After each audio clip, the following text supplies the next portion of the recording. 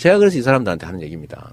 국민을 그렇게 거짓말에 속아 넘어가는 바보 멍충이로 생각하지 마라. 너네 그러다 망했다. 그러다 탄핵당했다. 그렇지. 그러다 지금 당이 없어지게 생겼는데 지금 니네들 계속 이 짓 하면 진짜 완벽하게 없어진다.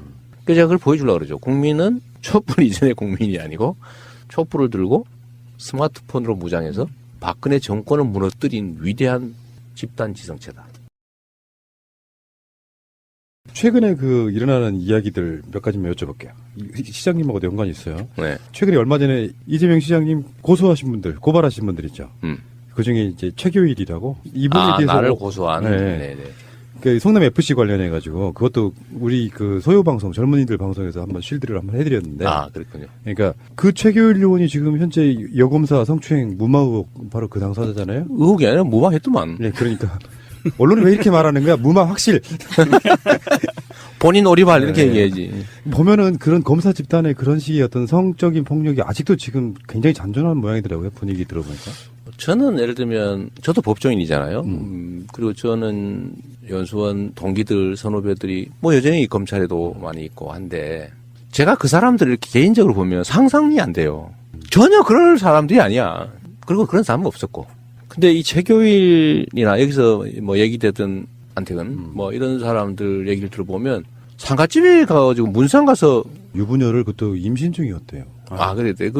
그리고 초임도 아니고 한 7, 8년 된 중견 검사였던가 봐요.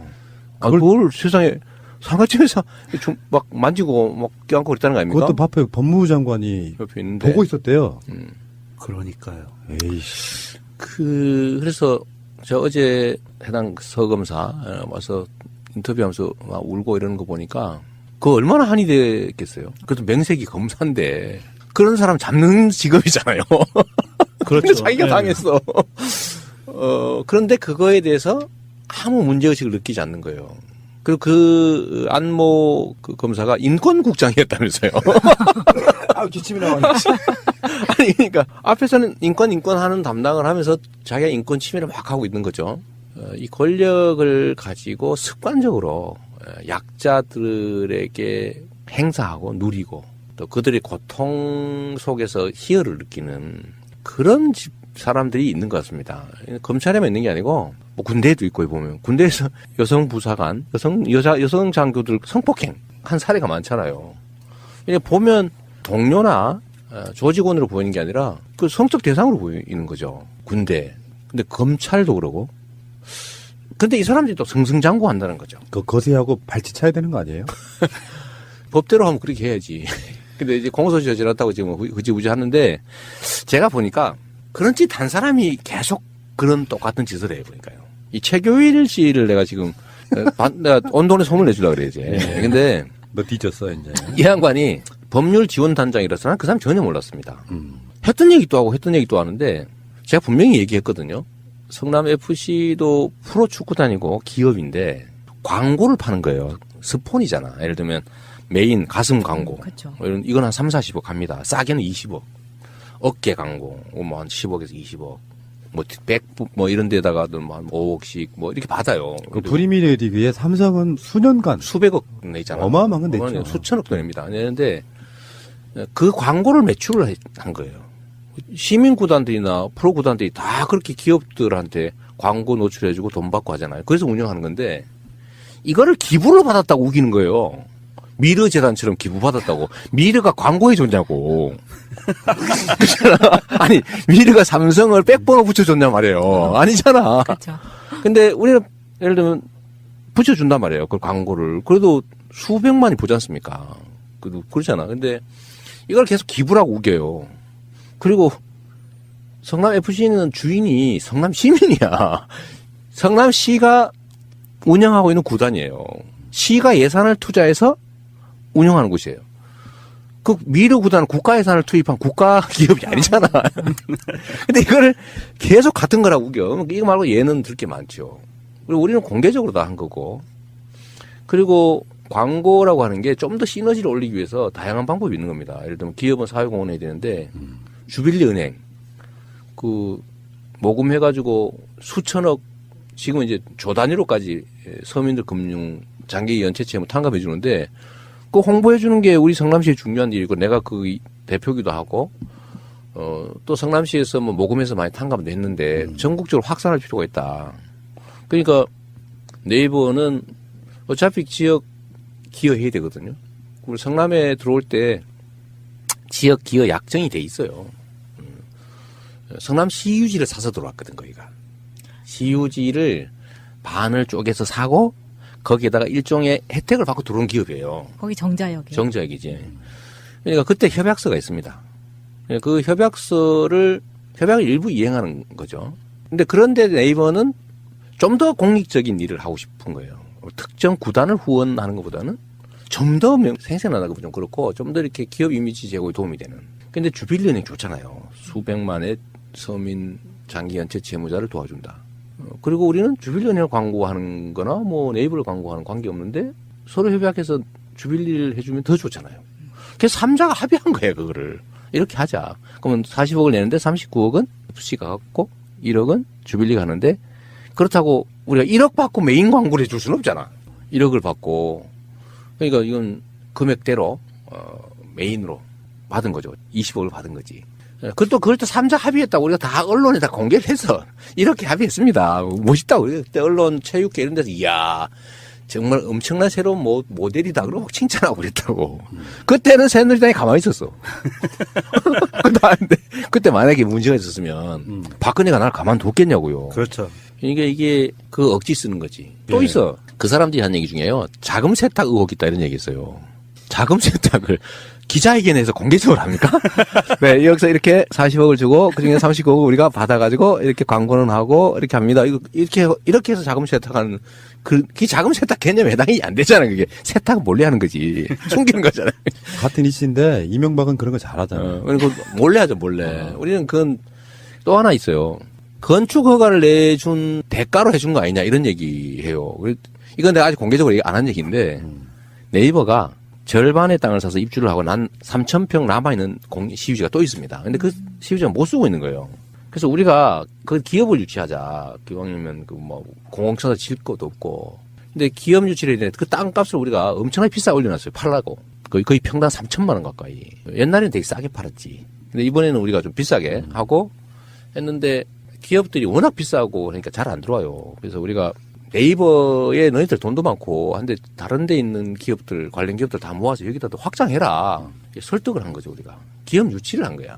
그래서 거기가 사준 거야 쉽게 말하면. 우리는 왜냐하면 그때 당시에 이걸 매각해서 빚도 갚아야 됐고 기업도 유치해야 되고 빈 땅을 놔두느니 그럼 일자리도 생기고 하다못해 세금도 더 늘어나니까 기업을 유치해야 되잖아요. 그러니까 거기를 기업을 유치하는 조건으로 매각을 했기 때문에 그 건물 짓는다고 건축허가 신청 들어오면 안 해줍니까? 해줘야 되잖아. 그거는 그 대지인데 업무 상업 용지로 매각을 했으니까 당연히 업무 상업 시설 건축허가 신청이 들어오면 해줘야 되고 안 해주면 손해배상 해줘야 돼요. 그러니까 법률적으로 보면 광고를 안 해줘도 허가는 무조건 해줘야 돼. 이게 어떻게 광고를 해주는 조건으로 허가를 해줬다는 말을 할 수가 있습니까? 근데 이거를 문제는 무식한 국회의원이 했으면 이해해.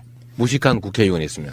그런데 홍준표 변호사잖아. 경남FC 구단주였잖아. 아, 그러네, 진짜. 그러네. 아니 본인도 경남FC 후원 거기는 광고도 아니고 후원 그러니까 공짜로 받는 후원 5억 받았다 3억 받았다 이 맨날 언론에다 사진 찍어서 광고하고 그랬거든요. 근데 우리는 그런 거 한 일이 없어.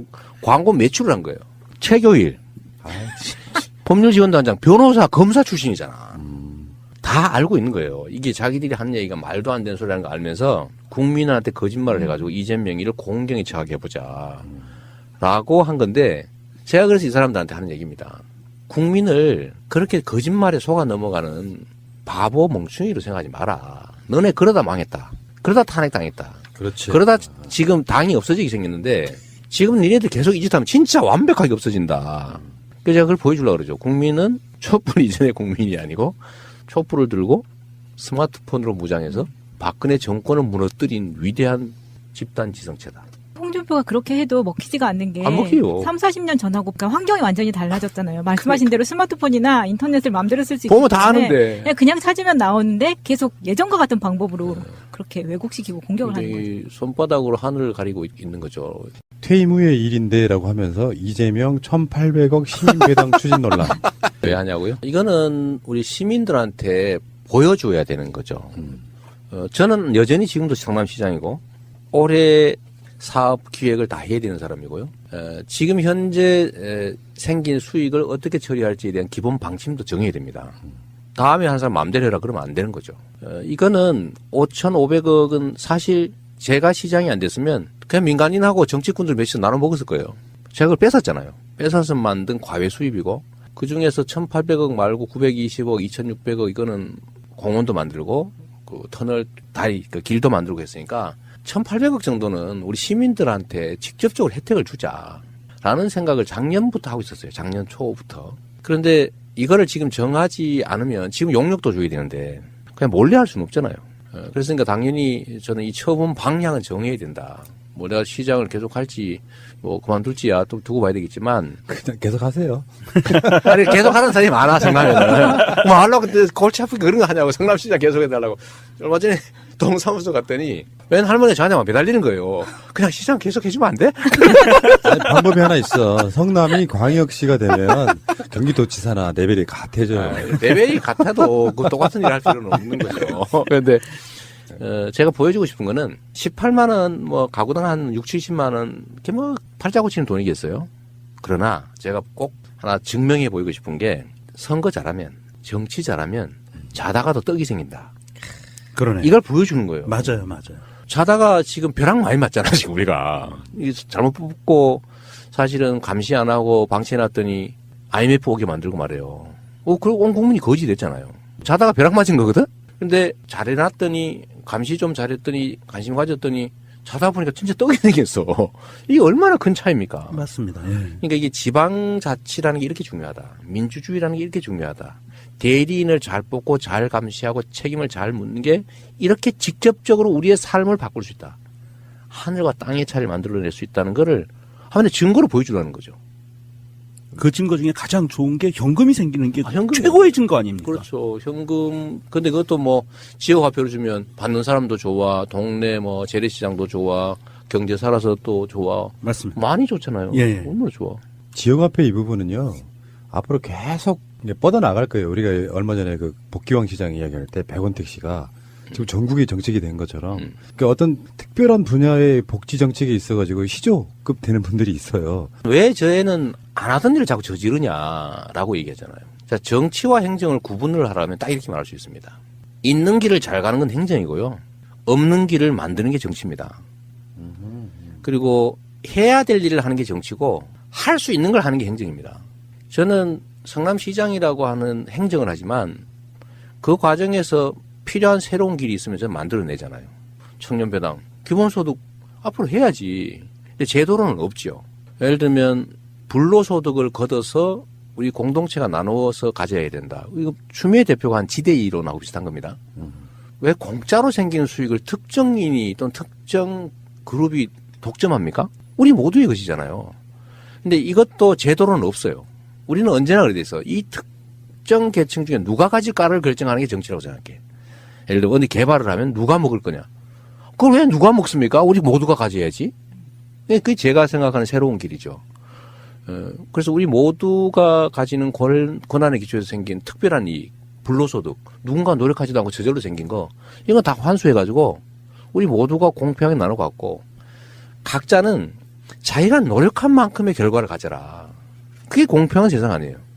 근데 우리 지금 대한민국에 소위 부를 쌓은 사람들 중에 자기가 노력해서 노력한 결과로 그만큼 쌓은 사람이 얼마나 있습니까? 다 부동산 투기, 특혜, 노동착취 이런 걸로 남의 거 뺏은 거잖아요. 우리 모두의 것을 뺏거나 다른 사람의 것을 뺏거나 약자의 것을 뺏어서 다 부를 만들었지.